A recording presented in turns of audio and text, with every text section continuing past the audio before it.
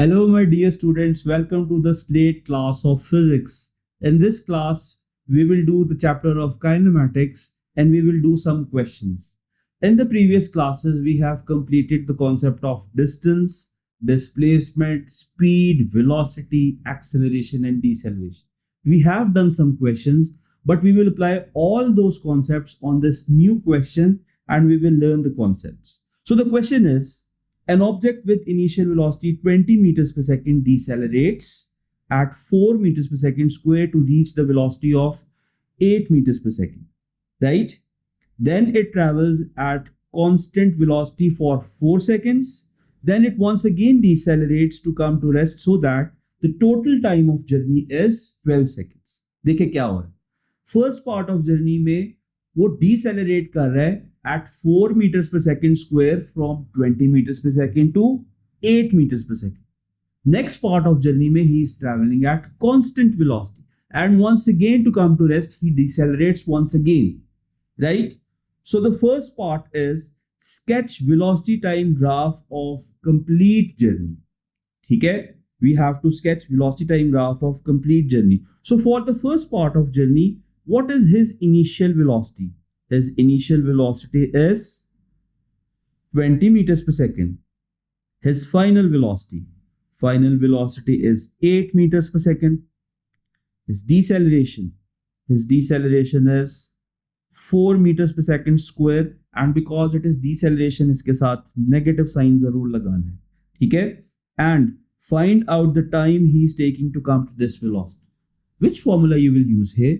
You will use the formula of acceleration. So acceleration is equal to v minus u divided by t. Minus 4 is equal to v, which is 8 minus 20 divided by time of journey. You have to find that time of journey, right? And that time of journey is coming out to be 3 seconds, right?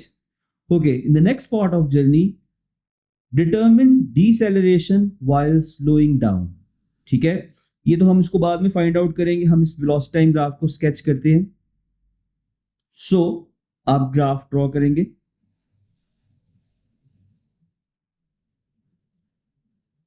On this graph, the quantity along y-axis is velocity in meters per second and the quantity along x-axis is time in seconds, right? Its velocity is ranging up to 20 meters per second. तो मैं y-axis के along scale label कर रहा हूँ 0, 4, 8, 12, 16 and up to 20.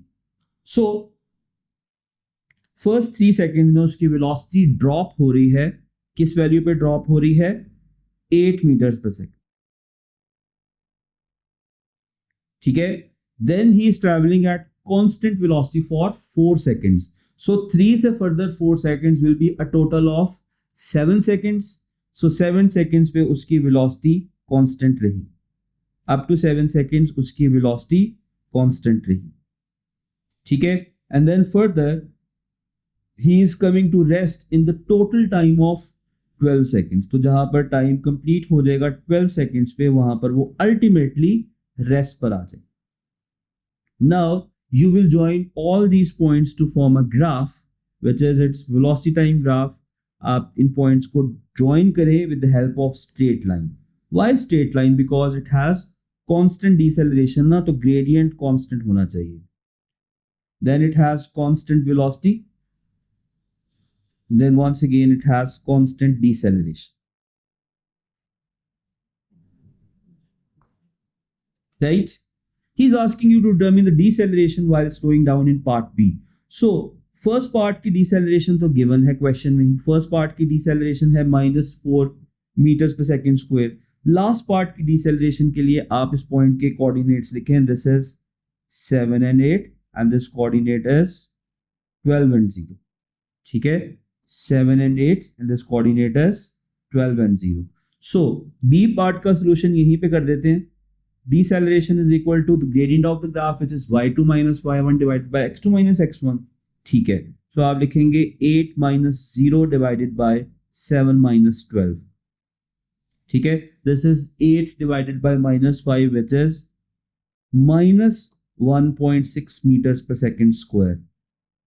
ठीक है। और अगर आपने डिसेलरेशन लिखनी है आप लिखेंगे सिर्फ 1.6 meters per second square, right? Then he is asking you to find out the total distance covered during the whole journey. Total distance के लिए you can simply find the area under the graph.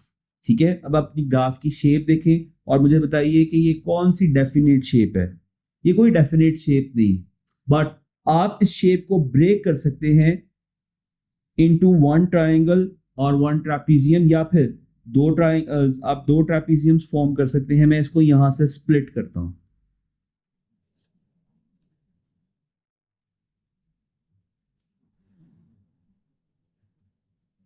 और यहां से split करने के बाद आपके पास दो शेप्स आ गई हैं, एक एरिया ए और एक area B. Now area A is a triangle and area B is a trapezium. ठीक है, so for C part to find out the total distance आप दो एरियाज फाइंड आउट करेंगे। You will write total distance travelled is equal to area A plus area B. ठीक है, now what is area A, which shape is this? This is triangle, तो आप लिखेंगे 1/2 multiply by base which is 3 multiply by height. अब इस triangle की height आपने 20 नहीं लिखनी, आपने यहां से लेनी है यहां तक। The height is 20 minus 8 which is 12। ठीक है, plus 1/2 multiply by, this is trapezium ना, sum of parallel sides will be 7 plus 12 multiply by 8। ठीक है, आप कैलकुलेटर्स उठाएं और इन एरियाज को फाइंड आउट करें। Half multiply by 3 multiply by 12 is 18 plus half multiply by sum of parallel sides which is 7 plus 12 multiply by 8, this is 76। इन दोनों distances को add करें, the total distance is coming out to be 94 meters। So the total distance traveled during the complete journey is 94। ठीक है बच्चों, आसान question है ना, मुश्किल क्वेश्चन नहीं है। हर चीज को स्टेप बाय स्टेप करें और कोई स्टेप स्किप ना करें, आपके आंसर्स ठीक आएंगे। Stick with the concepts. Now moving on to one practical situation जिसमें हम एक और वेलोसिटी टाइम ग्राफ देखेंगे, and this is a velocity time graph of a parachutist jumping from top. Either he is jumping from a top of cliff or a tall building, or let's suppose he's jumping from helicopter, right? So whenever the parachutist jump, his initial velocity is 0। ठीक है, rest से jump करता है और उसकी velocity जो है वो इंक्रीज होना स्टार्ट होती है। We can see in this graph that his initial velocity is 0। अच्छा, आपके सामने एक डायग्राम बनी हुई है जिसमें पैराशूटिस्ट के डिफरेंट स्टेजेस। ठीक है, so this is stage number 1, this is 2, this is 3, this is 4, and ultimately this is 5। ठीक है, so what these arrows are representing, basically हम इस चैप्टर में फोर्सेस नहीं पढ़ते, लेकिन ये एरो जो हैं पैराशूटिस्ट पे एक्ट होने वाली फोर्सेस को शो कर रहे हैं। ठीक है, so which forces are acting? The forces are acting, और डाउनवर्ड डायरेक्शन में कौन सी फोर्स एक्ट करेगी? डाउनवर्ड डायरेक्शन उसका वेट एक्ट कर रहा है।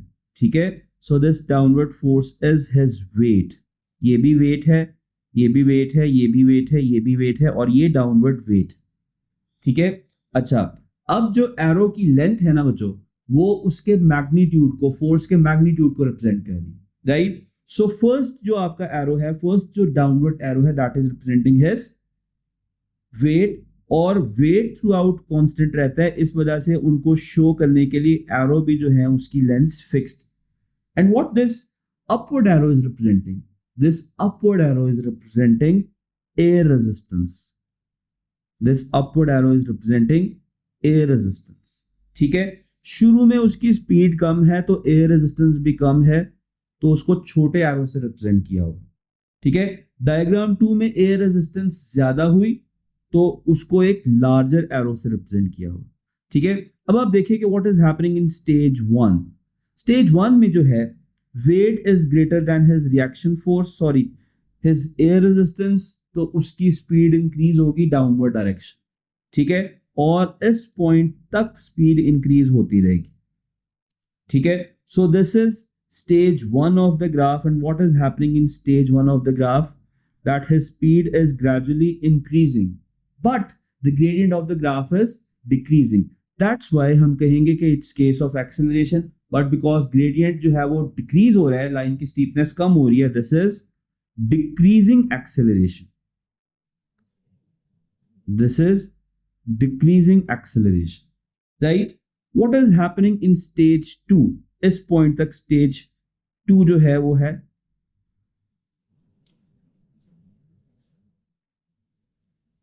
एज यू कैन सी के स्टेज 2 में इट हैज कांस्टेंट वेलोसिटी. क्या हुआ कि वेट और एयर रेजिस्टेंस जो है वो इक्वल है, तो नेट फोर्स 0 एक्ट करेगी. That's why he is moving with constant velocity, ठीक है, कांस्टेंट वेलोसिटी. अब दिस इज द पॉइंट जिस पॉइंट पर आके पैराशूटिस्ट ने अपना पैराशूट ओपन किया, ठीक है. और जब उसने पैराशूट ओपन किया, क्या होता है कि पैराशूट का कॉन्टैक्ट एरिया बहुत ज्यादा होता है, so he will experience large drag force due to air, ठीक है. लार्ज एयर रेजिस्टेंस की वजह से उसने ये वाले एरो जो है वो भी लार्जर साइज में ड्रॉ किया है, ठीक है. Due to this large air resistance वो नीचे जाता हुआ स्लो डाउन होगा and he will experience large deceleration, ठीक है. So this stage 3 is showing that he is having deceleration. और ये कौन सी डिसेलरेशन है बच्चों? As the gradient of the graph is decreasing, this is decreasing deceleration, right. This is decreasing deceleration,